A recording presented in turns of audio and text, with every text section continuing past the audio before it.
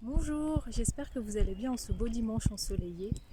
Je pense que vous avez compris que j'allais poster des vidéos chaque dimanche. J'ai pas jugé utile de l'écrire textuellement, mais c'est vrai que c'est une manière de fonctionner qui me convient bien le dimanche matin, assez tôt. Il n'y a pas beaucoup de monde à l'extérieur et vu que je suis davantage une personne d'extérieur que d'intérieur, quand bien même j'aime bien mon petit cocon, j'adore être dehors.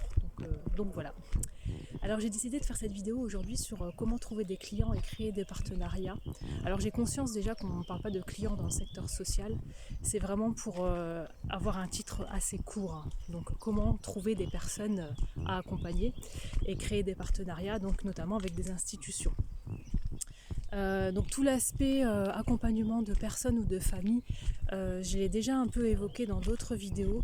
Donc je vais plus m'axer sur les partenariats avec les institutions, mais tout ce qui est trouver des personnes à accompagner, voilà, comme je vous ai peut-être déjà dit, moi ce que je trouve hyper intéressant, c'est quand on s'installe du moins en libéral, c'est d'en informer les anciennes institutions ou la dernière institution dans laquelle on a travaillé du fait qu'on on commençait cette activité là et que voilà, on donne nos coordonnées, etc., pour nous faire connaître au niveau de nos anciens collègues, au niveau des professionnels, etc. Communiquer sur les réseaux, alors pas forcément que les réseaux sociaux, c'est vrai que moi j'ai créé un compte LinkedIn il n'y a pas très longtemps, il y a à peu près 2 mois, et c'est le premier réseau professionnel, hein. Du coup c'est vrai que c'est hyper utile d'avoir un compte sur LinkedIn, voilà, pour pouvoir vraiment présenter toute notre activité et puis pour pouvoir échanger avec d'autres professionnels. Dans mon cas, voilà, me faire connaître aussi au niveau du public étudiant, hein, notamment les étudiants à l'IRTS qui sont en train de préparer le diplôme d'éducateur spécialisé, mais aussi les étudiants en psycho par exemple. Voilà, donc j'ai déjà parlé du PCPE, donc le pôle de compétences et de prestations externalisées, qui je pense est vraiment presque indispensable, mais vraiment utile et nécessaire pour débuter. Hein. Donc renseignez-vous vraiment au niveau du PCPE, ils cherchent des travailleurs sociaux libéraux tout le temps, hein, donc pour pouvoir répondre aux besoins des familles. Donc c'est financé par l'ARS, les familles ne règlent rien. Donc c'est franchement tout le monde est gagnant. Donc pour débuter en plus du coup avec le PCPE, il y a une équipe pluridisciplinaire avec un coordinateur, des éduques, etc. Donc ça vaut vraiment le coup de commencer par là. Vraiment au niveau des particuliers et des familles, j'ai pas grand chose de plus à dire parce que c'est aussi le bouche à oreille qui va fonctionner. Voilà, moi je suis pas quelqu'un qui est forcément dans une stratégie comment dire de prospection, on va dire. Je fonctionne aussi beaucoup au feeling. Et, euh, et, donc, euh, et donc voilà, je pense qu'en fait, ce qui compte le plus, c'est pas tant les résultats que les moyens qu'on met en place en fait pour parvenir à nos objectifs. Donc, euh, donc voilà, n'hésitez pas à vous faire connaître déjà et même au niveau, comme je le fais moi, au niveau de la presse, donc locale, que ce soit radio, presse écrite. Euh, Vu que le travail libéral au niveau du secteur social est assez nouveau dans certaines régions, pas tant que ça dans d'autres, mais c'est vrai que ça intéresse en fait les journalistes. Moi, la même semaine, à 6 jours d'écart, j'ai été contactée par une journaliste de la presse locale et un journaliste pour lequel j'avais déjà fait une interview sur le côté éducatrice spécialisée à domicile. Donc là, j'ai refait une interview que j'ai postée d'ailleurs sur LinkedIn et sur Facebook en fait.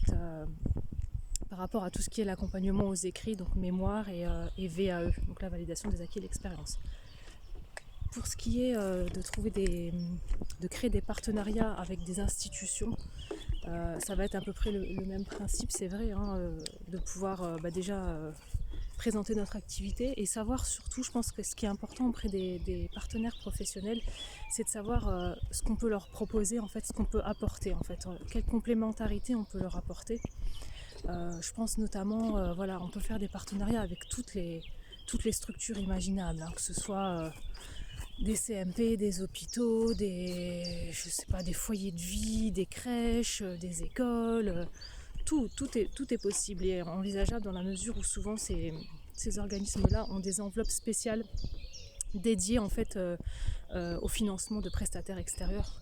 Donc tout est possible, mais ce qu'il faut bien, enfin je pense que ce qu'il faut faire, moi je me suis pas tournée encore vers les institutions parce que j'en éprouve pas le besoin. Pour l'instant, j'en éprouve pas le besoin. Donc je n'exclus pas que je le ferai un jour probablement, mais c'est vrai que c'est pas du tout ce que j'ai fait jusqu'à présent, hein. Donc ça va bientôt faire 1 an que je suis EduxP indépendante, donc voilà, j'ai jamais encore travaillé avec des institutions, mais j'ai beaucoup de collègues qui travaillent en institution, en médiation animale par exemple, ou bien même en hôpital psychiatrique. Voilà en fait. Et donc sachez bien, quand vous vous adressez à une institution, qu'est-ce que vous pouvez apporter qui n'existe pas dans cette institution, ou qui est difficile à mettre en place et qui va être facilité par votre intervention. Après c'est toujours pareil, hein, pour créer des partenariats, le plus simple je pense vraiment c'est d'avoir un contact, non pas forcément un contact par mail ou quelque chose comme ça, mais vraiment avoir au moins un contact téléphonique, voire physique. En fait ça rend les choses un peu plus vivantes, on va dire, moins informelles, on va dire ça comme ça. Et ça c'est un conseil que je tiens à donner parce que je me suis rendu compte que par exemple quand je suis partie, quand j'ai démissionné il y a bientôt 1 an, j'ai fait un mail donc à tous les partenaires avec lesquels je travaillais. Et c'est vrai que le fait qu'on ait travaillé ensemble, qu'on ait beaucoup échangé par téléphone ou bien qu'on se soit vu lors de réunions pluridisciplinaires, ça permet aux professionnels d'avoir peut-être un peu plus confiance déjà, hein, parce que quelqu'un qui se lance en libéral, on ne sait pas trop ce qu'il propose, qu'est-ce que ça vaut, etc. Donc d'avoir un peu plus confiance, mais surtout de savoir comment la personne travaille en fait. Donc c'est ça aussi un conseil que je voudrais donner si vous voulez bosser avec des institutions, c'est posez-vous la question de qu'est-ce que je sais faire, quelles sont mes capacités, mes compétences, est-ce que je peux leur apporter quelque chose, et surtout qu'est-ce que je peux leur apporter.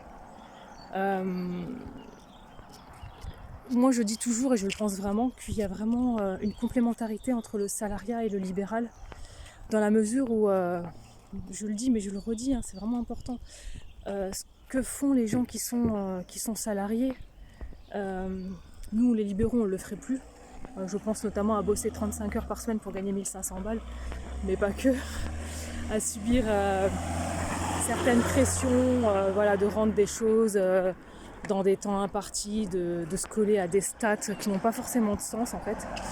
Et inversement, ce que nous on fait, les personnes qui sont salariées ne le feraient peut-être pas, c'est-à-dire on a une certaine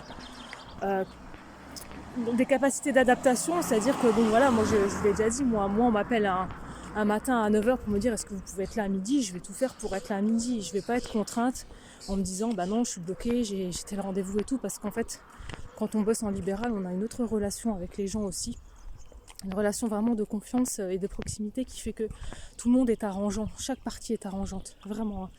Pour vous donner un exemple, là j'ai été contactée par une maman qui cherche une EduxP pour son enfant, sur un volume horaire assez important en termes hebdomadaires en fait. Elle cherchait quelqu'un sur 10 à 12 heures par semaine.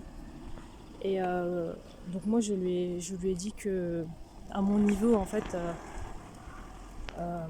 je pourrais pas intervenir tous les jours, c'est pas possible. Et donc j'ai mentionné une collègue en fait qui habite encore plus près que moi de cette famille. Et quand elle m'a envoyé le planning, cette dame-là, en fait, il s'avérait que c'était les matins qu'elle proposait des interventions. Et je lui ai expliqué, mais vraiment très sans prétention, sans rien, hein.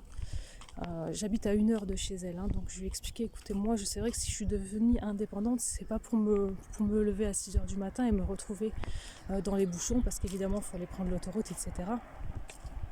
Chose qu'elle a tout à fait compris, il n'y a pas eu de souci à ce niveau-là, elle a tout à fait compris. Et elle m'a envoyé un planning en me disant si vous voulez, vous pouvez commencer en début d'après-midi.